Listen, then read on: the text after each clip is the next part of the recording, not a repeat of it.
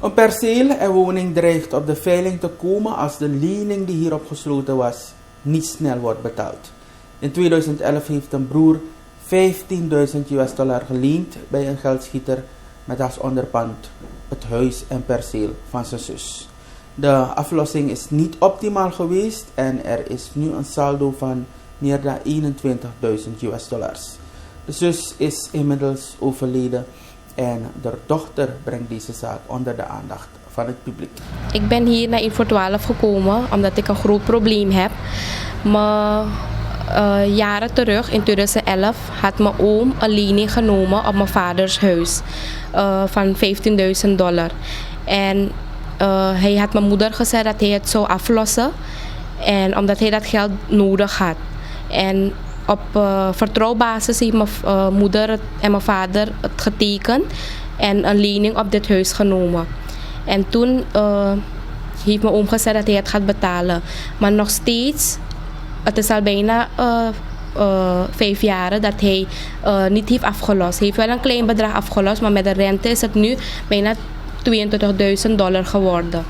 En het kan anytime op veiling gaan en we hebben nu nog steeds geen oplossing. Dus daarom ben ik hier gekomen om een oplossing te zoeken, wat we kunnen doen. Okay. Wie is je oom? Mijn oom, hij heet Yunus Julfan. En je ouders? Mijn moeder heet Usha Khatun Julfan en mijn vader is Mohammed Sarif Baksi. Okay. Waar hebben je oom en je ouders de lening afgesloten? Ze hebben bij een notaris, notaris Bissoen, wat ik heb geïnformeerd. Daar zo hebben ze een overeenkomst getekend. En ze hebben eigenlijk, dus die oom van me heeft bij een stichting dat geld, dus bij geldschieters dat geld genomen. En dat geld is nimmer terugbetaald? Ja, het is niet betaald. Wel een klein bedrag, maar met de rente heen. Dus het is al bijna, het was in 2011 in februari geleend. En nu is het al 2016. Dus met de rente is het nu $22.000 geworden. Het is enorm veel en ja, gestegen. Ja. Hebben jullie aanmaningen van de stichting gehad dat jullie hier moeten ontruimen of dat jullie dat bedrag terug moeten betalen? Vorig jaar, ik denk in juni of juli, had mijn vader een stuk ontvangen van de notaris. Maar hij is niet geschoold, dus heeft hij het voor die oom gebracht. Omdat hij heeft gezien dat er een groot bedrag daarop stond en zo. Dat heeft hij voor die oom gebracht. En dan heeft die oom gezegd van, ja, er is een klein bedrag. Ik ga het betalen, je hoeft je niet druk te maken. Daarna dacht mijn vader van, oké, hij gaat het betalen. Maar omdat mijn vader en mijn moeder ons nooit op de hoogte had gesteld dat ze lening op dit perceel hadden genomen. Omdat die oom van me had aan hun gezegd dat je niemand moet vertellen. Daarom hebben ze nooit aan niemand verteld. Dan hebben ze genomen, dus mijn oom heeft genomen, heeft hij die stukken voor hem gebracht, dus voor meneer Yunus. Dan heeft hij gezegd, hij gaat het aflossen.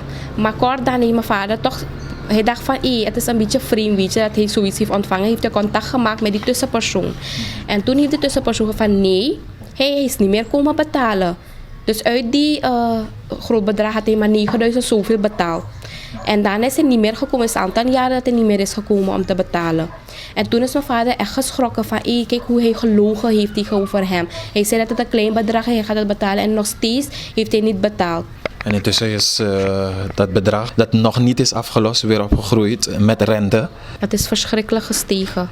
Ik ben zelf geschrokken toen ik dat bedrag hoorde. Toen ik het hoorde was het misschien 21.000, vorig jaar nog. Maar met de rente is het nu 22.000 zoveel geworden. Is het ook voor jou duidelijk waarom je ouders samen met je oom de lening hebben afgesloten? Dus mijn moeder was zo iemand. Ze hield van haar broers. En ze kreeg altijd hulp van ze, snap je? En met die bedoeling, mijn moeder was echt gevoelig. Dus vooral met haar broers en zo. Ze hield echt van iedereen, weet je. Ze was echt vriendelijk, echt rustig, echt. Ze hield van iedereen. En toen, op die manier heeft hij eigenlijk mijn moeder omgekocht, zo te zeggen. Van, ik ben je broer en zo, alsjeblieft, geef me dat geld. En dat zo heeft mijn moeder hem gegeven. Zijn jullie erachterna gegaan waarom hij gestopt is met betalen? Ik heb begrepen dat hij van mensen hier en daar geld leent. zogenaamd, hij geeft ze hoop, dit en dat. Ik ga je meer rente geven en dit en dat. En op de duur betaalt hij niemand. Dus hij kreeg geld, hij neemt van mensen geld. Maar ik weet niet van waar hij dat geld, wat hij ermee doet. En niet 1, 2 SRD, maar zoveel duizend. 10.000, $20.000 leent hij van mensen. Hoge bedragen. Maar ik weet niet wat hij met dat geld doet. Echt waar, ik weet niet wat hij met dat geld doet. Dat huis en het perceel waarop de lening is genomen. Van wie is het huis en het perceel? Het is van mijn moeder. Dus mijn opa had aan mijn moeder gegeven. Maar hoe mijn ouders wettelijk zijn getrouwd, na mijn moeder is het boedel geworden, als ik het goed heb gezegd. Dus ja, het was van mijn moeder. Mijn opa had haar gegeven. En wie woont er allemaal nu hier in dat huis? Mijn vader woont alleen hier. Ik heb een zus, maar ze is al getrouwd. En ik heb een zusje die momenteel bij mijn andere oom blijft. En waar is mama?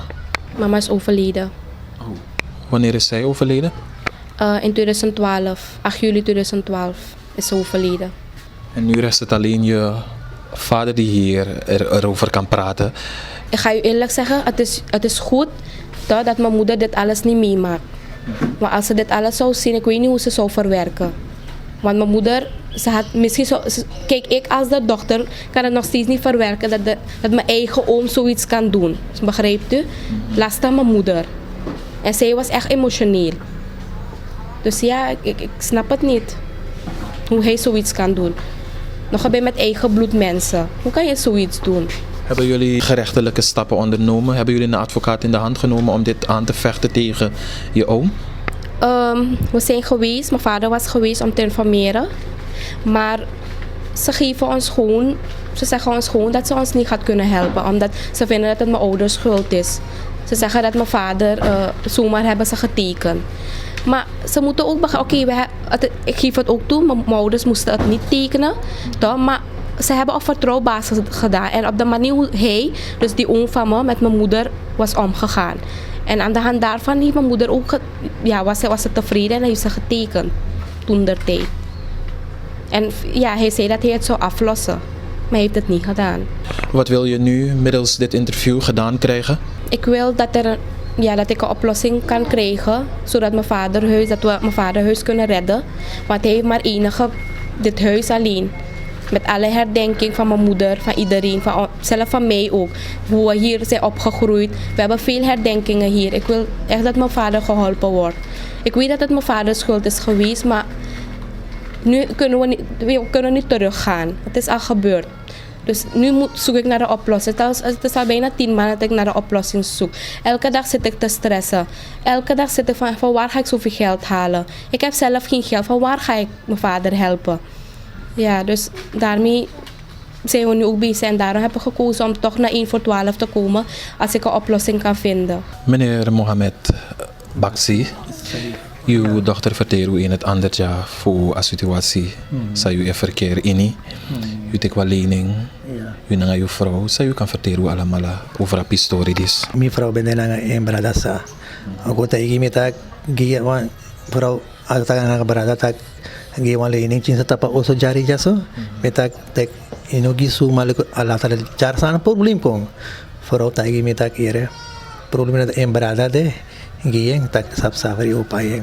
Maar in een geval probleem vrouw is overleden. Je hebt me gewoon gelaten. Niemand komt vragen me wat gaan we moeten doen, die geld of wat gaan we betalen. Niemand komt hier. Niemand komt hier maar vragen wat gaan we doen. Die zoveel $22.000 bedrag. Die mensen hebben me gewoon gelaten alleen. Hier, alleen. Waarom hebben jullie je zwager in vertrouwen genomen om samen met hem die lening te nemen? Zij de me vertrouwen man. Abe actie niet zo. Abe bij actie zijn insa. Abe ben ano may aksi mi so persulak da aksi ensa ko taigi mitak ama mani moni opo so jari jaso mitak ire inugin suma asan dis jar problem ko amatag ni kifam latar batala Suma ba gisang ute ka lening fu bebawa oso dis? ya obe bawa oso disi obe tang jasala san in lina jaso mitak frau be fatrau brur abe fatrau Abe broer be, maar ik weet niet wat is het probleem voor is komen ziek, voor is overleden vrouw. Ik wil weten waar is de reden waarom die geld wil niet betalen. De zus is er niet, daarom wil ze die geld niet betalen. Ik ben alleen, ik ben buitenstaander nu. Dus waarom wil ze die geld niet betalen? Maar zus was het, misschien gaan ze betalen, of kan ze ook niet betalen. Maar die zus is er niet, geef me gewoon laten, ik ben alleen hier. Dat ik wil wat is er, punt, wat is die oorzaak, waarom wil ze die geld niet betalen? Dat ik wil weten. Met welk doel hebben jullie die lening genomen daar bij de notaris? We hebben leningen gegeven. Ik heb gehoord die vanaf die haven was het waar Graaf Machine was hier op die haven. Toch, zo was niet geld om die graafmachine te halen vandaar. Hij wilde een graafmachine kopen en van hier van huis. Daar heb je $50,000 hiervoor genomen, die geld.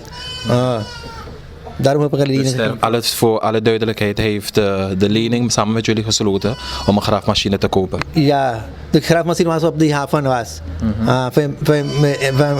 Daarom we komen hier, die graafmachine was op die haven. Ze hebben niet geld om die graafmachine te halen. En jullie hebben hem geholpen? Ja, we hebben geholpen. Nu wil die geld niet betalen. Ugo acting, hoe zei de mechanic pai? Hoe weet actie dat ga je maar praten zo, dat hoort ze niet goed. Ga je zo praten, dat doet iets, dat weet niks. Wat ben je de moeite maken betalen? De redactie van 1 voor 12 heeft een persoonlijk gesprek gehad met de oom van Sabrina Baxi, de heer Mohamed Yunus Julfan. Hij verklaart dat hij nu niet in staat is de hoge rente van de lening te betalen.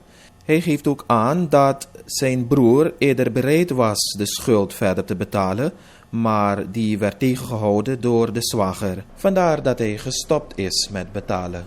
Luistert u naar het volgende vraaggesprek. Beleno money minanga misa. Misa be gebruik money tu. En no de man taki mi mus pai ala money. Da en mi brada ben de bereid voor pai money, maar den schreef ik kon zeggen af dat u ununach pai money. Aman sa na mi swageri Baxi, aman be ko na mi brada, aman taigi minom pai money. Wan mi betak na mi brada ben de sani bereid voor pai money. Mano amambe kon taigi dat inom payamoni. Amantak utak later sumau payamoni. Dan mi brada taigi altijd cara ala de gegevens a papira sa uteka moni. Dat de man no an cara papira ko. No en meisje ben kona mi ataki en sukuwa man fu payamoni. Mami taigi peyo teka moni, fayo payamoni, famus payamoni, mi musabi to. Sondro mga gegevens mi mustikan wan papira. Ano kang to? Minagotikan so umarwang papira dat minosapo men a renta mo o de fa amonimus pai baka de manowani na mi take if you know uno wan char no gegevens next amantag min potwan borak wan poklein of sa mi tag mi de baret fu pota borak ma mi im chara gegevens peyo te ka moni fu payaman ma de man no char de gegevens em pago na mi brada ataki na payamoni. Ikan go na mi brada ika akseng problem no de mi brada de na brima werk festi sai ser de machine dape. Maar de vertel me dat je teka 15.000 voor bego los wan machine, wan graafmachine voor je af pour na haven. En na je ben pa 15.000. Ja, maar mi ben tak na mi brada wan no mi na ba moni fu pa amang. Da mi tak na mi brada be bereid fu pa moni dati. Ma empano Baxi go namang amanta kinapaya moni. Baxi tegi mi brada dat tinapaya moni. Hoe zei je? Mino sabi ya sabi. Maar om een money ben pa ete. Amoni nangarenta bijna musde ina $20,000. Maar jullie be pa ina een deel voor amoni. Amoni be pa renta be pa bijna $9,000. I be pa Ay, ma amoni mus pa yo anta so agri trip kon tegi na tenama uso amanta kinompaya moni. Mino sapsay. Da you no pa doro. Da if de man taki nung pai da fa mi berikal na mi brada fu pai amoni. Maar no you man pa. No minap moni fu pai. Want als stichting e belde alla die als stichting zijn papierak batak ding o treffen maatregelen tegen ding do abiflusa oso do sera oso nangajari. Mi begrijp as aan dat maar mi berikal na mi brada maar den schreef kon zeg af dat inom pai amoni. Nee, go tak na nga de man Zij de man zegt af dat inom paya money. Maar Youssef zat ik lening. Youssef zat dat smanomat zeg af zomaar toch voor. Ja, maar je moest go accent aan mi brada. Maar dat je een actie je swagri voor zijde met tegen No, je aman no brada. wan tak na ngami. Aman ne tak na ngami. Wap trobi. No, minap trobi nooit ama aman no ko nami, nooit aman no ko. Aman no wan tak na ngami. Maar je nang no maar los a probleem ja op. Dat mi tegi mi uben du muiti na ngami brada futeka moni mi brada tak au paya moni. Da mi ben paya brada saf safri. No seri nego a kondre disklarik ba. Next no day na kondre ja moro. Dus heeft me begreep je no Mi ser alasani no, mi wan ser awe so jari alasani. Mi wan gue fuja. Rumi tegi. Wis mi go na Guyana tang moro bung. A kondre na up next ja moro. Je net de bereid voor paya amoni no de. No, mi na up money fu paye. Een ander broer van de overleden zus zegt bereid te zijn de schuld bij de geldschieter te betalen, maar dan moet het perceel en woning op zijn naam komen. De mensen mogen hem daarna terugbetalen op eigen tempo en dan zal hij na algehele afloop het huis en perceel terug afstaan. Het ligt dus aan de mensen om hiermee in te stemmen.